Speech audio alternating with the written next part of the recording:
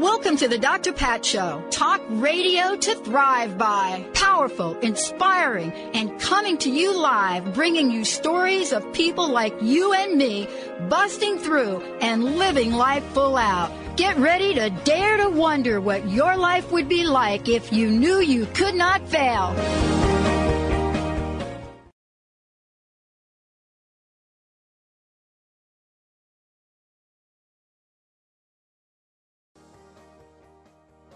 Oh boy, do we have a show for you today, everybody. Hey, I'm Dr. Pat and welcome to the show. My very special guest joining me here today is Turiya. Turiya, the author of Unreasonable Joy. What? What did I say? Turiya, the author of Unreasonable Joy. I love this. Awakening through, and you're going to hear about this, right? And I'm going to probably absolutely murder the pronunciation of this, but I call it Trikaya Buddhism. And so what is it about this conversation that for those of us out in the world, we have discovered about this place in our hearts, this place of opening, this place that sometimes we cannot actually pinpoint, but there are moments that we look at ourselves and we think for a minute, oh my goodness, that just feels like so much peace. But how do you get there? How do you get there? How did Turiya get there? How did all of that happen? Well, think about yourself as being who she is and teaching thousands of people. Think about sharing the experience of these 9 lessons that explore through the power of meditation, mindfulness, karma, emotions, and humility. Think about humility for a moment. It is one of the cornerstones of so many programs, so many places, so many essences of spirituality. Even in what I teach in Street Smart Spirituality, humility is at the top. But yet, we can't define it. But we know it when we see it. So today, I'm so thrilled to be talking about this book, Unreasonable Joy. Why? Why is it unreasonable? And what is it that we're going to share today that can tap into an energy, is what I call it, that can tap into something that goes beyond what you're reading in the news, what you think if this election doesn't go your way, what you're thinking about whether or not you're going to move forward in your life in the direction you want. What if we were to say to you, those things are life circumstances, but they don't have to be your life, nor do the feelings and emotions. What if there was another way? So here's what I want to say, and I think Turiya is probably going to laugh a little bit. What was it about my journey in Buddhism that got my attention? What was it? I mean, what would it take for me, this kid from the Bronx, to find something and think, I'm going to experiment with that? Tina Turner. I got to say it, Tina Turner. And that movie, Benny, you remember the movie, What's Love Got to Do with It, with Angela Bassett? One of my favorites, oh my God. The movie.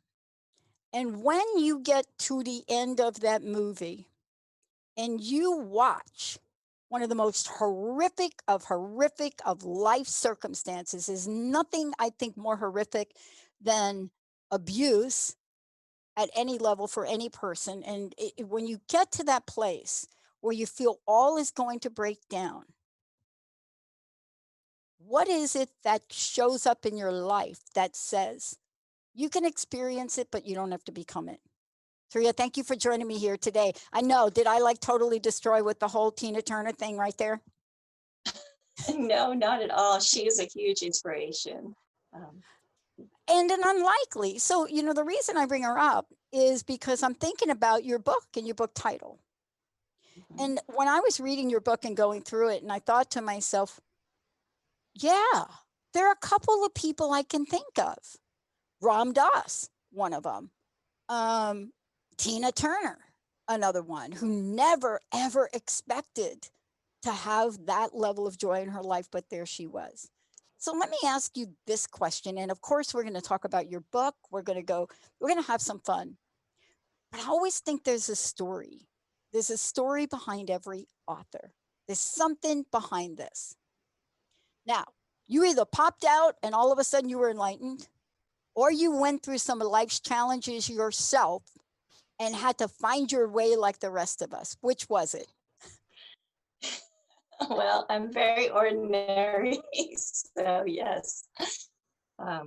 I always knew about meditation, or even though I didn't know about meditation, I just knew as a kid, like if I sat and did nothing, I'd feel better. But it was just something I used when I felt bad. And it really wasn't until I was in college and actually met my teacher that I started a daily practice. And even then, he was very into showing us how to live in the world. So a big component was making sure we could take care of ourselves. So that involved some material success. And I did all that, had my dream job. I was flying from coast to coast as a computer consultant, making lots of money. And then my body collapsed. And I literally I was working at home, so I could hide it for a long time, but I'd literally be sitting there working on my computer and I'd just slide out of my chair and onto the floor and couldn't get up for like an hour. And that's really when my practice went to a whole new level. Because when your body's screaming in pain and there's nothing you can do except for be with it. Totally. I've shared this story, and that's why I knew there was something inside of you. There's no way that you and I are talking and doing the stuff we're doing, and you're writing this book, and I'm doing what I'm doing, if we have not had something. So I want to ask you this question. I mean, I overcame a lot of things in my life, and I've just recently started talking about them on here. Everything from homeless to suicide by the mom, but nothing took me down than April 1st of 2004, 6 months after I said yes to this crazy idea of buying airtime. And by the way, I bought it on a digital network in 2003. So everybody wanted me to have my head examined. I mean, they knew there was that I was a little bit from another planet, but to spend 10 grand on airtime and a digital network, they thought for sure I've lost it. But here's the thing I want to ask you about. What would get me to go to that place of unreasonable joy, stick to it? The minute I got behind a mic, it was like breathing coming home. What would keep me there? What would demoralize doubt for me? What would step in and say, Turiya, you are on your path. You have got a message. You've got to do this. And then the other part of you is like, no, dude, you're like an imposter. No, I'm not talking about you, like me. The body. On April 1st of 2004, I'm given a workshop. By the end of the day, I am like you described. What did that event teach you? What did it call you to do? And how did it help you prepare yourself to help the world? Oh. Sorry, Well, they should have warned you about me. Well, like I said, I was at this place in my life where I literally had everything I wanted, and I was on my way to, solidifying all of that. There was really nothing else I wanted, but I still wasn't happy. And then, life answers and says, okay, you're still not happy? Here, let's just take everything away. And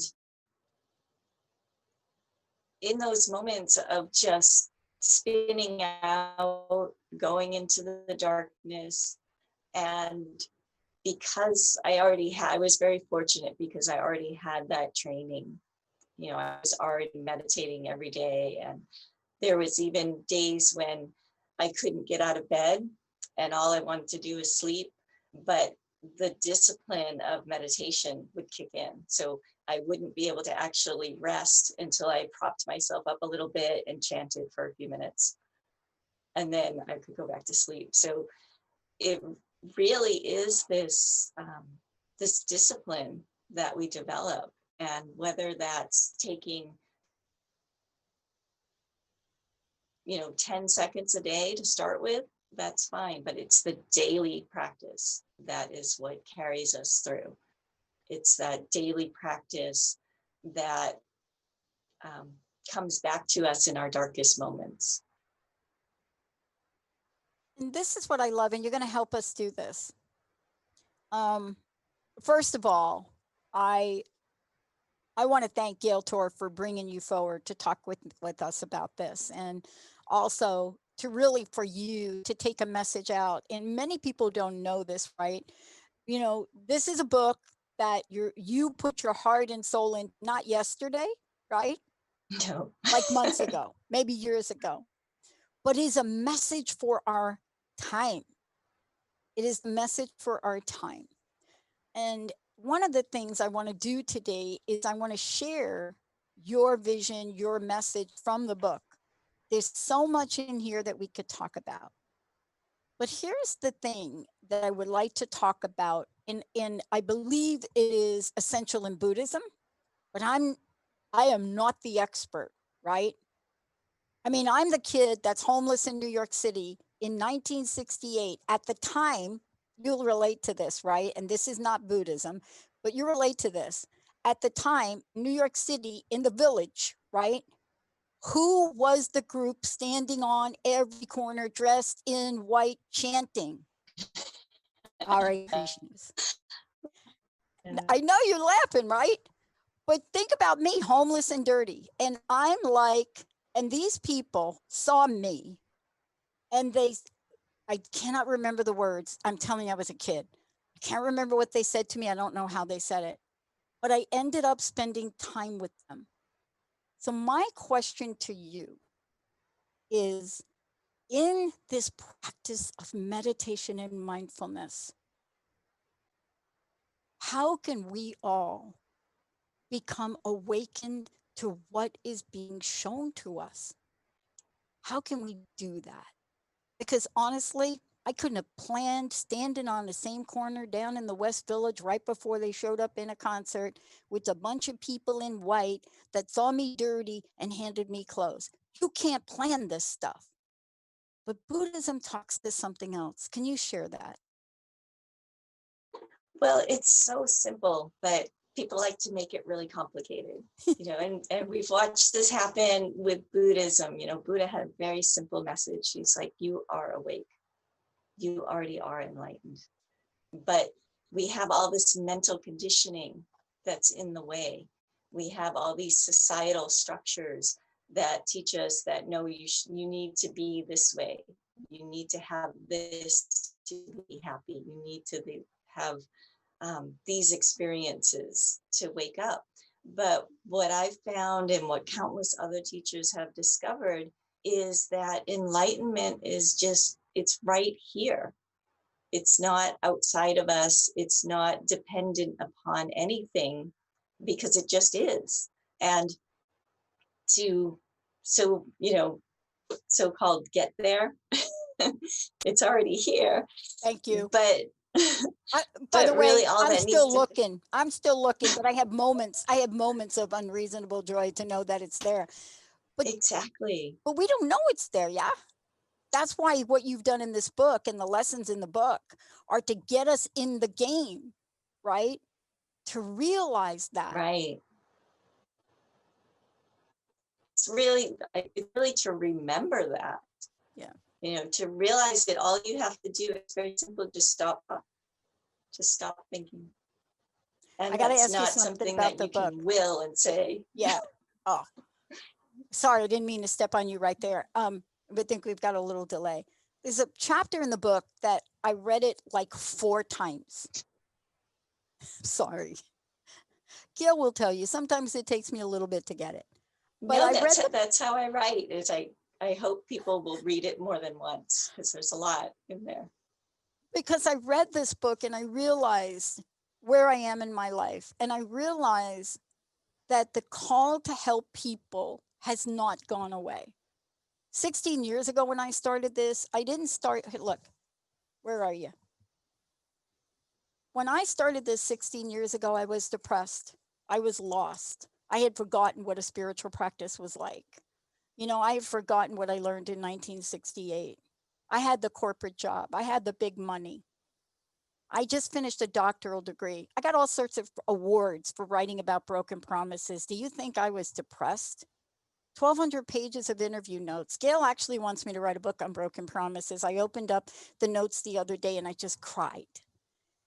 That's where I was. And I dialed the wrong phone number. And I decided I am okay. I've got the light. I'm just crusted over. Ta-da, crust busting, the little card. And on the back of it, I'm sorry. And on the back of it, and this is what I want you to help me with, and all of us with. I wrote, my goal is to reach at least 1 million people this year and bust through the crust. This is what showed up. 10 years ago, the network was born in the same way.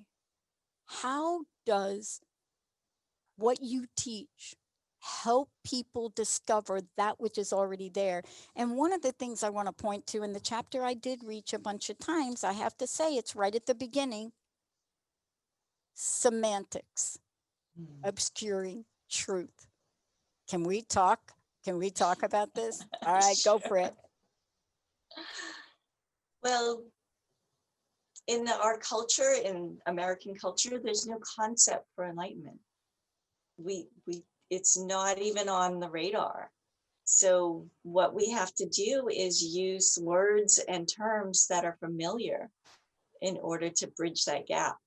And so that was such an important chapter, because I know a long time ago, whenever I heard the word God, my eyes would just glaze over and be like, yeah, that's all, just people pretending. But as I developed, as I really, started seeking, that definition of God just became so much broader. It just became so much bigger. Let's talk about God in the 21st century, if we could. In 1930, oh my gosh, I'm going to get this wrong, but I think it's about 1932, a group of people decided they were going to do something about addiction in this world. And they started in a little teeny town. And they went through agonizing over one of the best-selling books of all time and writing it and putting it to paper and coming up with guidelines and making sacrifices. And one of the hardest things for them to do at that time, harder than even now we're like more open, but was to write something that would be for all people. Now that program is duplicated in just about every form of addiction. If you're addicted to your Netflix, then boom, it's for you. And what they said was they coined a phrase. I want to ask you about this because this, I think, is one of the greatest misconceptions we have in how to reach that point of joy. We think it has to be a certain way. And they came out and said, yes, you have to be in a place of turning your life over to something, but not giving your life up. And it can be the God of your understanding. Today, when you hear that, people are like, oh, yeah, but 1930, 33, you'd have been laughed out. Tell us about this pathway and the conversation of God, because you and I have the same reaction. I mean, I'm not there anymore, but I will tell you, right, that it has been a rough road, but I'm not there anymore. How did you get from that rough road to where you are today? Through a lot of self-honesty. Oh, I knew it. I knew it. I knew you were going to go there. Thank you. That's why I'm so thrilled. Tell me about that, what it means to you, because I don't know how to talk about it in the way you write about it. But I think that message from you, gosh, it is the important one for our time. What do you think? Oh, definitely, because we live in this world where we're encouraged to constantly be lying about everything. We have our social media posts where we only show, our best selves, or what we think other people would think of us as our best selves. And then just all day long, we're confronted by these little, we just call them little white lies. And it just builds these layers and layers and layers of confusion. But when we sit on meditation and allow ourselves, to focus on that one point, become still, and then once we're kind of have that distance, all the floodgates open, right? All the habitual thoughts start coming through us, start pouring through us. And the tendency, of course, is to run away. No kidding. And run Yeah. away, can we talk about it for a minute and define it? Says people listening may think, well, I didn't run anywhere. But running away also means numbing, like a different kind of flight, right? Yes. It's how much alcohol can I drink? By the way, I'll say it again, as of today, online sales of alcohol are up 625%. Just saying. But that is also a runaway aspect of it, right? Engaging in work, just 24/7. Right? I mean, isn't that sort of what you're talking about as well? You don't have to physically run away. Oh, exactly. We just go into this complete denial of what we're seeing. We create reasons for it. We create excuses, and we kind of create this pretend world that we live in. Because if we were to actually stop and look at all the places where we're horrible to ourselves, where we're horrible to other people, it's heartbreaking. And this magical thing happens though when we actually sit with it and look at it. It's we change. We realize what we're doing, and we say, oh, wait a minute, I don't need to beat myself up constantly. I don't need to snap and lash out at other people.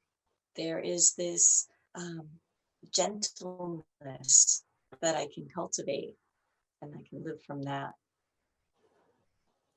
I want to talk to you about this when we come back from break, but I want to start the conversation now. There's so much you share about your journey, and I so appreciate that. I mean, one of the things that I held back for about 10 years or longer was not talking about my journey. I've been called everything from Pollyanna Patty to Pistol Packin' Patty to the network being called the Disney of podcasting to being called, positive talk on steroids. I mean, I could go on. And one day, one of our listeners asked me the question I asked you. Hey, Pat, did you pop out like that? Or did you have to bake a little longer? And my answer is similar to yours. So I want to ask you this question about how do we help others today demystify all of the thoughts we have about how to step into that world of enlightenment through practice, whether it's meditation. Today, when we come back, I want you to walk us through what you've created, because so long as we have the mystery that says that's for those people, I am not there. I will never be enlightened. I'm just a regular person raising a bunch of kids, teaching them from home right now. My mom's got COVID. My dad's got COVID. Are they talking to me? When we come back, I would love for you to talk to the best listeners on the planet in that way. Before we go, how do we get a copy of the book? And how do we find out more about you? Well, the book is on Amazon right now. Now, of course, it's Mercury retrograde, so the paperback is supposed to be available, but it's not quite there yet. So keep checking if you want the paperback, but the Kindle is available on Amazon. It should be showing up at other bookstores soon as well. But again, Mercury retrograde is happening. And you can find out more about me on my website, turiyabliss.com. Or if you want to actually sit with me in meditation, you can go to dharmacenter.com and sit with me and the other teachers. All of the above. Hey, look, just saying, Top Gun 2 was supposed to be in movie theaters too. We're all having to adjust. You know what my mama used to say? Oh, honey, you know what? If you wait for it, man, it's worth the wait. Those things come to those that wait. My mom was from the South. Let's take a short break. When we come back, we're going to talk about unreasonable joy in a way that allows you to take a step. And this is today, to me, this is the key to that chaos you are feeling, that place of unknowing you are feeling. We'll be right back.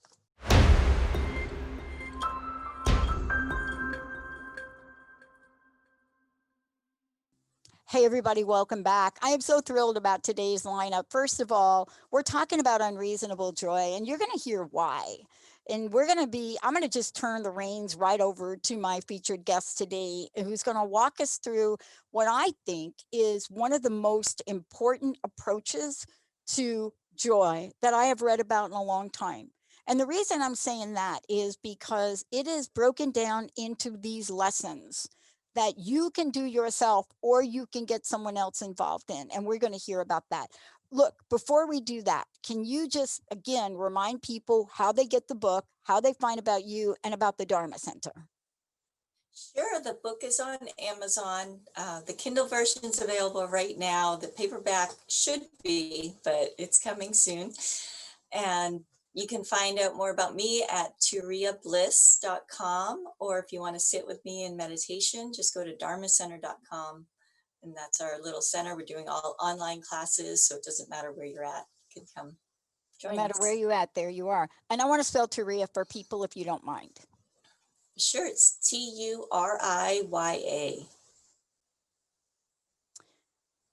So I'm going to start out with a question and then you take over. Okay. I get asked a lot about when am I going to quit? I get asked, Pat, you've done everything. You have a network that you can turn over to a bunch of people. My gosh, you're still doing 10 hours of Dr. Pat show and you're launching 2 new shows. One is Power Up Again, and the other one is with Mark Anthony called The Psychic and the Doc. And I'm the doc. It starts Thursday at 4 p.m. on Transformation Talk Radio. And my friend's looking at me like, what the heck is going on with you? And I don't know how to explain how I hear what I'm called to do. I don't question it anymore because I do not want to get sick again. You have laid out these beautiful lessons to help people get there. Take us on that journey, please. And I know you're going to read something also later. So I think the first thing I want people to understand is something they already know, and that is unreasonable joy. If you think about it, every time that you are upset, angry, off balance, not feeling well, if you look at that, there's a reason. There's always a reason when we're unhappy. But when we just feel joy, when we're just walking around, maybe we just woke up and we just feel happy. We're walking down the street, all of a sudden we feel happy. There doesn't have to be a reason for joy. And real joy, there is no reason. It just is there and it's always here. So that's really the first thing to understand. Now, we get so busy in life. We're just going. We have all these ideas and goals that might not even have been our idea. Somebody else might have told us this would be something important to do. So we go rush and do that. And so we're rushing. So the first step is to just get yourself to stop, to meditate. And that might look like just taking a few breaths for one person. Somebody else, it might be a very formal practice where we light the incense and we set up the cushion and we put on some music and we sit. So whatever your practice is, just get yourself to physically stop, even if it's for just a minute a day. And after you kind of have that sensation, you'll key into it. You'll know that, oh, wait, there's something happens here. And then the trick is to get yourself to practice it, to get yourself to do it every day. Now, when people start this daily practice, that's when things start to go a little haywire. That's when it's really helpful to have a teacher to kind of connect to have a group, to have somebody else to check in with and say, hey, every time I sit down and meditate, I burst out crying. Or my thoughts just run away from me. So at that point, we start to really learn about control. We learn that wherever we focus the mind, that's what we're going to experience. That's the filter that's going to be created for our experience. And this focusing of the mind, that's the only place we really have control. You know, we can't even control our own bodies sometimes, but no matter what is going on, we choose where we focus. Now, that kind of introduces us into the next lesson, which is karma, which is planting those seeds. Yeah. I think karma, and let's address this. I think karma is very close to meditation as being one of the most, shall I say, misunderstood or misdefined. And I found it interesting as I read the book. I found it interesting, to see it right there. So, what is the importance of it, and how does it? Which link is it, and all the links that get connected here? What is the essence of karma in this journey? Well, karma is our habitual patterns. So karma is just a fancy word that really means action. But we have all these patterns that we act out of habit. And it's not just our own mental habits that are happening within us, it's at a societal level, it's at a group level of people that are close to us, and at a whole world level. So there's all these movements happening, all these causes and conditions that have been unleashed. And then here we are in the middle of it all. Mm-hmm. So we can't control all the waves that have already been unleashed. This is all just coming and crashing at us from all these different directions. But what we can control is we can plant seeds. So we can focus our mind on beauty, on gratitude, on compassion, and that creates a different type of wave, a different type of action. So starting to understand how karma works can be very liberating. Yeah. Because people who misunderstand it and they think of it as something outside of them, that it's just I'm having a bad day because it's my karma. It's just it's that over there, there's nothing I can do. But really there's it's ridiculous. But you can take responsibility, but then people go the other extreme, right? And they say, oh my goodness, it's all my fault, and I'm just such a horrible person, I have such horrible karma. And that might be true. Maybe you do have horrible karma, but from this moment right now, you can change it. You can plant a seed that will create a different wave, that will help support your awakening, that will help you to remember who you are. And I think that is really the critical part of this, and one of the absolute misunderstandings, right? Because we watch a lot of pop culture movies, we watch a lot of things that say, oh boy, there's no way out. And what you're talking about is an interconnection of outcomes from practice that will get people from where they are to really where they want to go on the inside out. And looking at this and looking at karma and the way you describe it, right? I think it's critical to hope. What I mean by that is, if you have the other view of karma that you described, then you're at a place where you not just feel hopeless, but you might feel helpless. And, when you move from that, then we can then move forward to really looking at lesson 5. And I was so fascinated by what you call this, right? You didn't call it this or that, you just said feel. Boy, I'm telling you, this is one of those lessons that we have been almost in this country ingrained into believing feelings don't matter, right? When you go to work, you go to your corporate job, leave your feelings and your personal life at the door. What is the damage that that does? And how was it that this particular lesson, became that thing that gives people permission? Well, that's it exactly. Is we're just trained to try and shut off, just to turn off. Because I was writing an article the other day, and I actually invented a word called stuffering.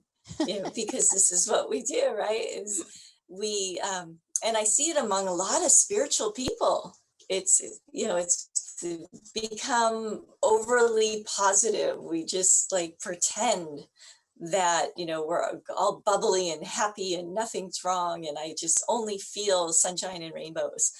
And anything that's negative or unpleasant, we just kind of stuff it down or stifle it, and we're suffering. We're feeling all of that suffering, but yet we have this fake smile plastered on our face.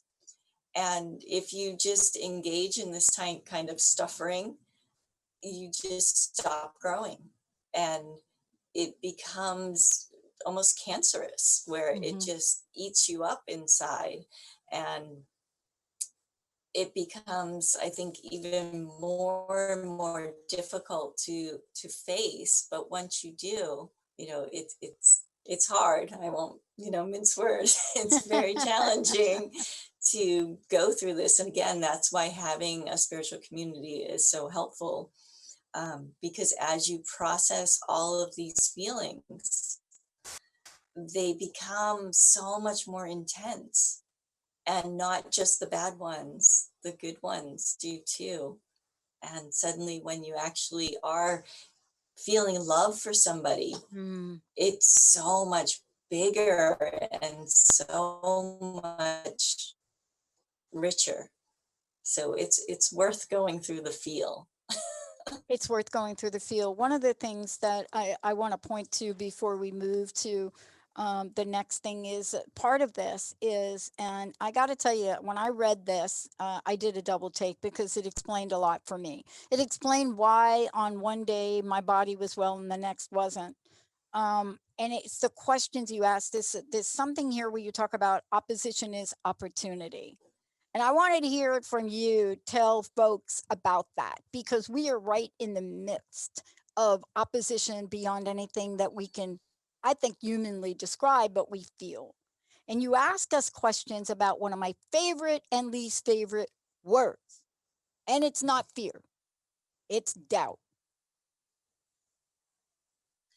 Well, exactly. When we're going along in our project, we're going to do whatever we're going to do, and we hit that opposition. It's A lot of people just see that as a very negative thing. And they're just like, oh no, I'm hitting opposition. I'm just not going to do it. This is resistance.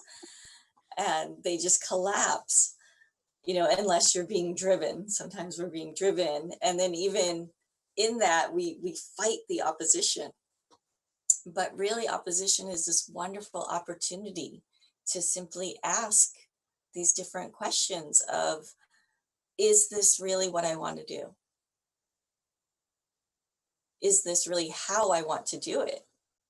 And by taking that time to investigate and ask yourself those questions, the doubt um, gets drained away.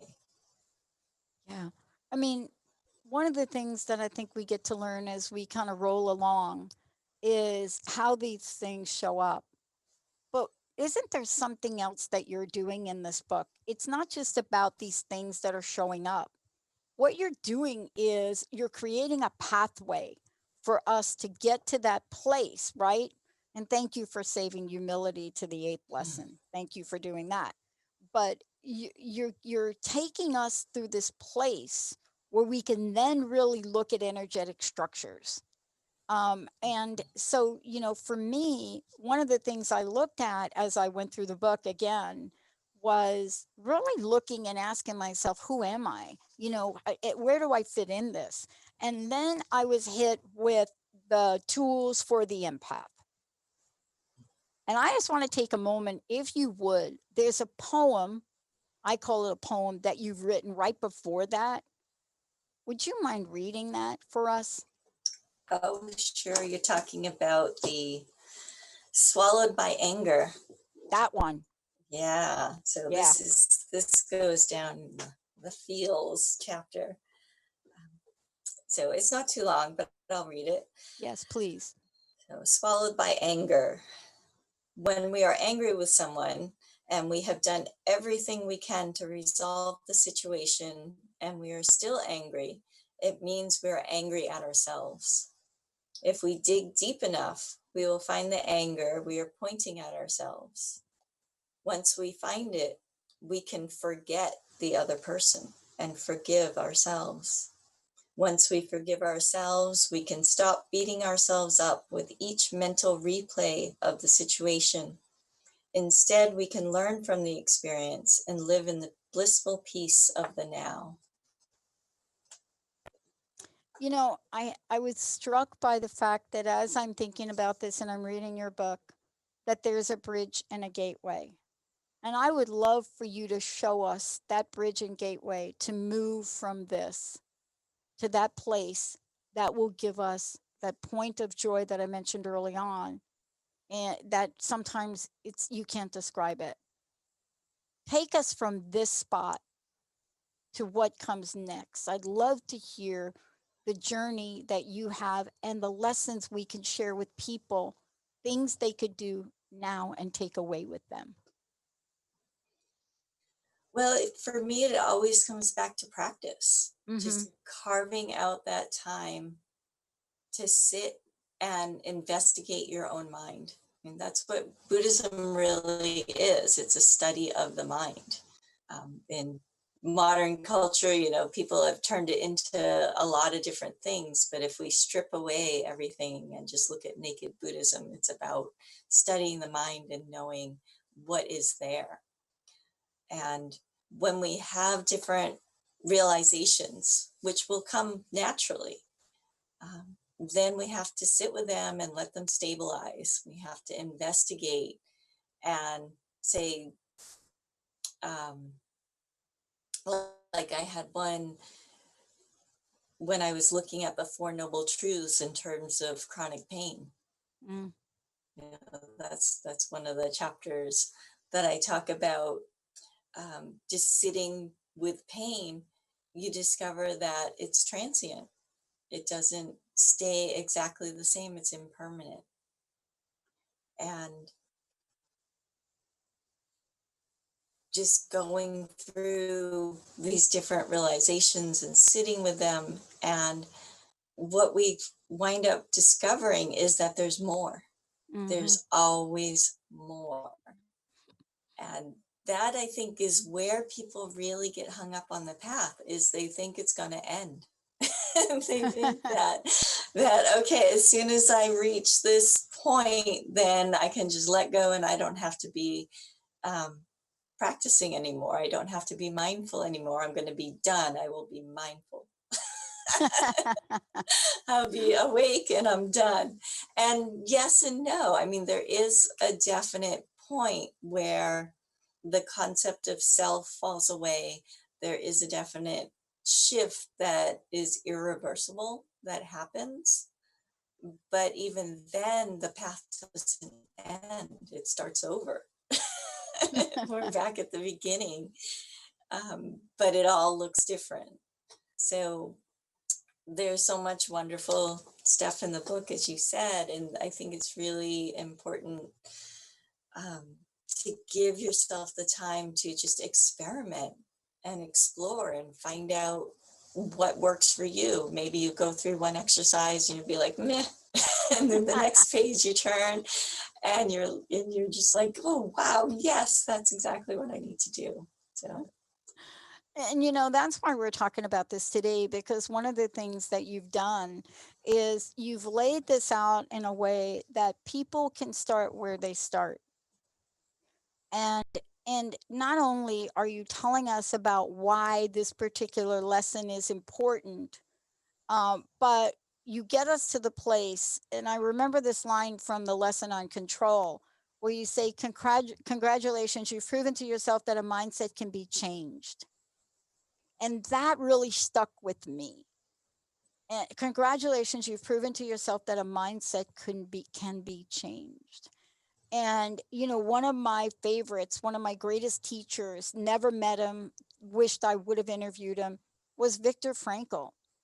And as much as he talked about this, he didn't give us a blueprint the way you've done.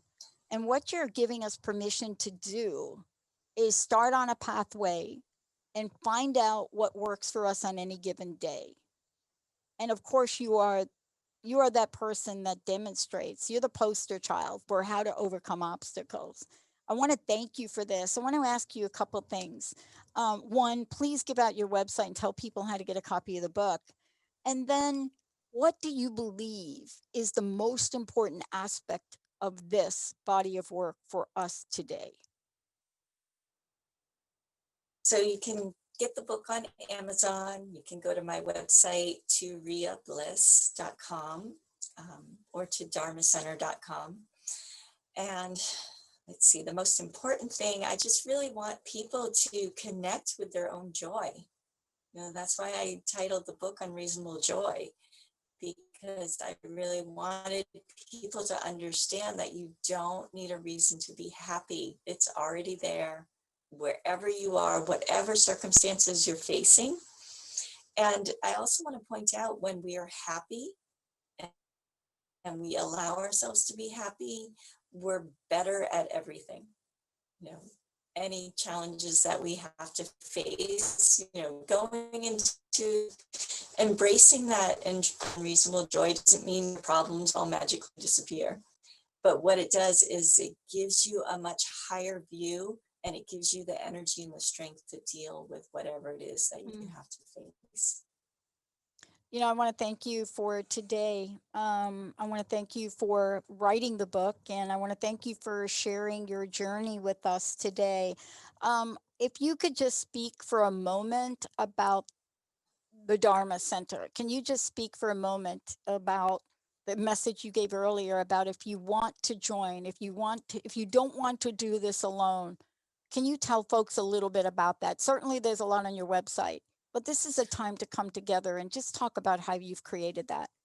Oh, sure. Thank you. Again, it's dharmacenter.com. We started in 1998, when most people didn't know what meditation was. Right now we've got a bunch of different teachers. So we have different classes at different times. It's all online. And some really exciting news is we've been talking about this project for years and years, which we finally launched, is our members portal, where if you become a member, you'll get access to past Dharma talks. So you can actually log in and you have this whole archive of past classes that I recorded. And then you can actually take a class at your own leisure. Yep, I'm telling you, or better said, like when you really need it. When you're thinking, I am not solving this problem at the level the problem was created, let me go over here and connect. Again, that is dharmacenter.com. Is that correct? I don't want to get out the wrong thing here. Yes. I want to thank you for today, and I want to thank you for stepping forward. And if people read this book, they'll see that this is your heart and your soul, that you have put everything that you've experienced into this to help people all over the world know that there is a pathway to joy and it is available to them. So I want to thank you so much for that. Thank you so much for having me. Everybody, we're going to hop off here, and we've got another hour coming up. Please check it out. The book is Unreasonable Joy. When you read it, you will know why. Let's take a short break, everybody. We'll be right back.